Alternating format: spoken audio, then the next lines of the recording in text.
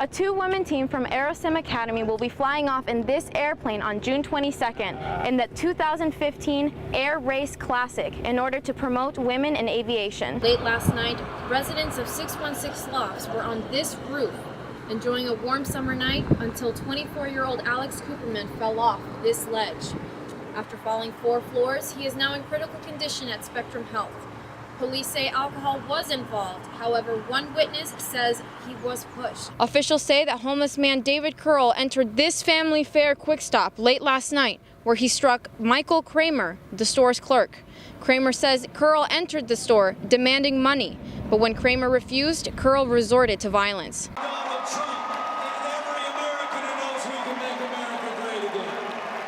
Thousands of Trump supporters had the opportunity to gather at the DeVos Place Monday night and attend Trump's final rally going into Election Day. After waiting an hour and a half for Trump's arrival, supporters were the least bit tired at 12:30 in the morning. They were energized and cheering enthusiastically. Trump discussed his plan of action once he wins the state of Michigan and takes back the White House. More than 18,000 beer, wine, and food fans went to the annual International Beer and Wine Food Festival at DeVos Place November 21st. With a large selection of different beers to try, West Michigan got a taste of what's to come. Some say that the brewing industry here in Beer City is thriving. Others may think, is it already too much? The presidential recount is underway here in Kent County. Clerks and dozens of volunteers have gathered here today at the Wyoming Public Safety Building.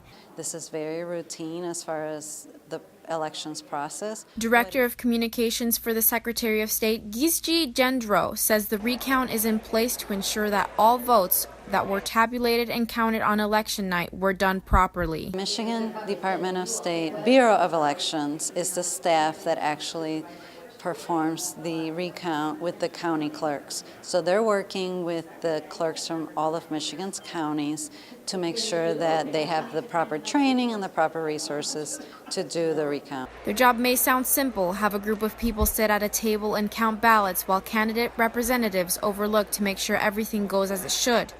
But it is much more than that. Some 330,000 votes need to be recounted. Kent County Clerk Mary Hollenrick says just how intensive this process will be. Well, you can see for yourselves, we have dozens of people here, and, they've never been through this. And then we have the supervisors who have never been through it.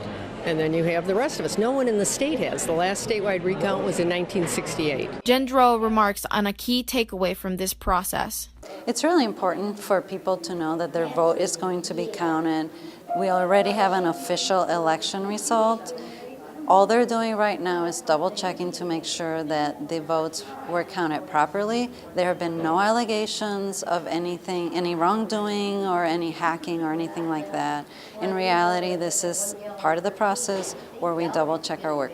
Officials estimate that by Sunday, December 11th, the presidential recount will be completed. Reporting from the Wyoming Public Safety Headquarters, Andrea Lugo.